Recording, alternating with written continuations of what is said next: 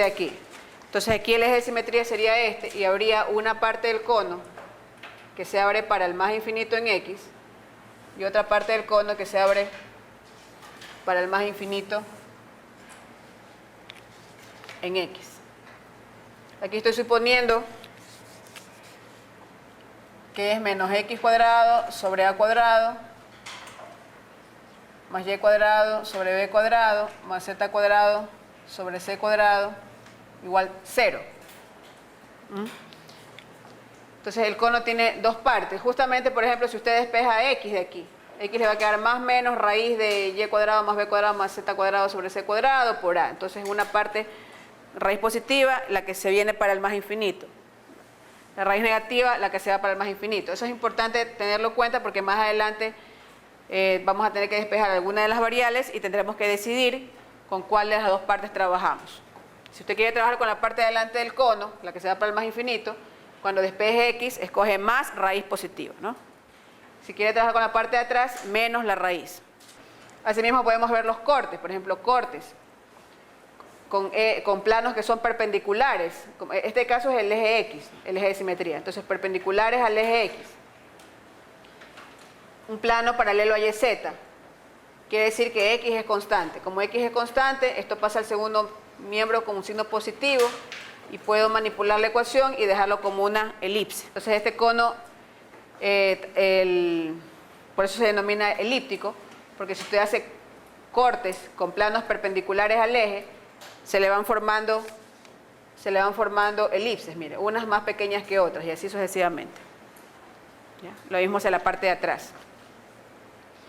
Si usted hace cortes con planos que son paralelos al eje de simetría, por ejemplo, Y igual a una constante. Entonces, Y igual a una constante, entonces esto me queda aquí un número, estos dos términos los puedo transponer, me va a quedar un hipérbole en cambio. ¿Sí? Me va a quedar una hipérbole. Y así sucesivamente podemos ir viendo las diferentes curvas que se van generando, las trazas, dándole valores a X, Y o Z. Ahora, aquí el vértice, ¿sí? En el cono, no se le llama centro, es una punta. Eso también hay que tomarlo en cuenta. El cono, justamente en HKL, tiene una punta. Y eso más adelante ya veremos por qué es importante tenerlo presente. En cambio, las acá son suaves. Miren. Estos vértices son suaves. Lo mismo, la esfera es suave, el elipsoide también es suave. El hiperboloide de dos hojas, de una hoja, también son suaves. Pero este de aquí en la punta no es suave. Bueno, sigamos. El paraboloide elíptico es otra de las superficies cuadráticas. Bueno, el paraboloide elíptico tiene muchas presentaciones, se caracteriza porque una de las variables es lineal. La variable lineal queda en función de las otras variables. Esto es Y menos K al cuadrado sobre B cuadrado. ¿Sí? Pero también puede ser Y menos K, por ejemplo, la variable lineal. Ahí me queda X menos H al cuadrado sobre A cuadrado más Z menos L al cuadrado. Aquí podríamos poner sobre C cuadrado. Y también puede ser lineal en X. X menos H, entonces queda Y menos K al cuadrado sobre B cuadrado más Z menos L al cuadrado sobre C cuadrado. Pero estos son cóncavos hacia arriba. Este es el grupo de los paraboloides cóncavas hacia arriba, con vértice en HKL.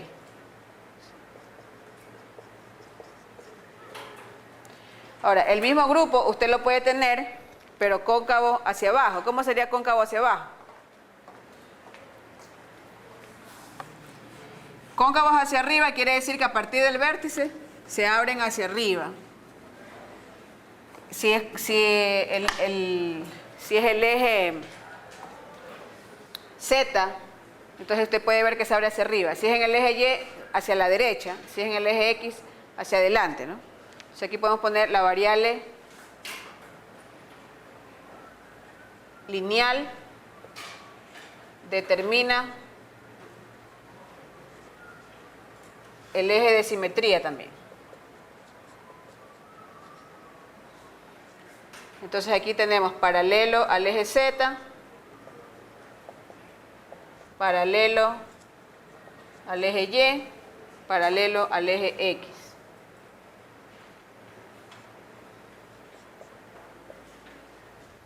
Cóncavos hacia arriba son esos ahí.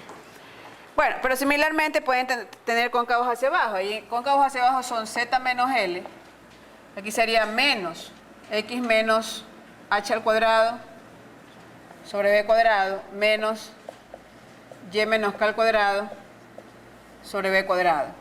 Pueden tener Y menos K igual a menos X menos H al cuadrado sobre A cuadrado menos Z menos L al cuadrado sobre C cuadrado. Y pueden tener lineal en X, cóncavo hacia abajo, menos Y menos K al cuadrado sobre B cuadrado menos Z menos L al cuadrado sobre C cuadrado. Estos son cóncavos hacia abajo y las demás características similares.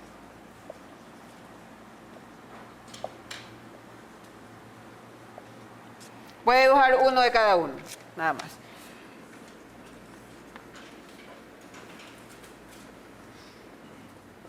Ya, por ejemplo, este de aquí es uno que es cóncavo hacia el más infinito, entonces se dice cóncavo hacia arriba, pero este sería de la forma Y menos K, porque el eje de simetría es el eje Y. Y como se abre hacia el más infinito, sería X menos H al cuadrado más Z menos L al cuadrado sobre C cuadrado. Y asimismo ustedes pueden ver que este es el vértice. HKL. Este es el eje de simetría y se sigue abriendo para el más infinito. Y podemos tener, por ejemplo, uno que sea cóncavo hacia abajo. Eso quiere decir que se abre abajo de su vértice. Por ejemplo, uno así. Entonces aquí está el vértice, HKL, se abre hacia abajo. El eje de simetría es el eje Z. Entonces este de aquí, en cambio, la ecuación sería Z menos L es igual a menos X menos H al cuadrado sobre A cuadrado menos Y menos K cuadrado sobre B cuadrado. Ahora, ¿por qué es cóncavo hacia abajo? Porque fíjense que esto tiene sentido. ¿Cuándo tendría sentido esto? Cuando Z sea menor o igual que L. Porque si Z es mayor que L, esto queda positivo. Positivo nunca me va a dar suma de negativos. Entonces Z menor o igual que L quiere decir esto, ¿no? Que la gráfica comienza desde el centro para abajo. Comienza en el centro y se va para abajo. En cambio acá cóncavo hacia arriba. Esto tiene sentido cuando Y sea mayor o igual que K. Porque si Y es menor que K, me queda que un número negativo es la suma de cuadrados. Entonces quiere decir que esta gráfica tiene sentido desde el centro para el más infinito. Entonces por eso ahí cóncavos hacia arriba, cóncavos hacia abajo. Finalmente el paraboloide hiperbólico.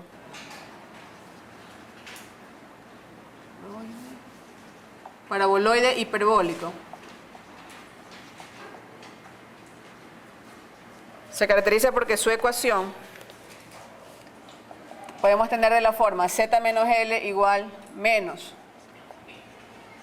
X menos H al cuadrado sobre A cuadrado y el otro término positivo, Y menos K al cuadrado sobre B cuadrado. Pero también puede ser al revés, ¿no? Puede ser positivo este y negativo el de acá. Puede ser lineal Y menos K, entonces tenemos, por ejemplo, negativo en X, positivo en Z, y podemos tener lineal en X, puede ser negativo en Y, positivo en Z.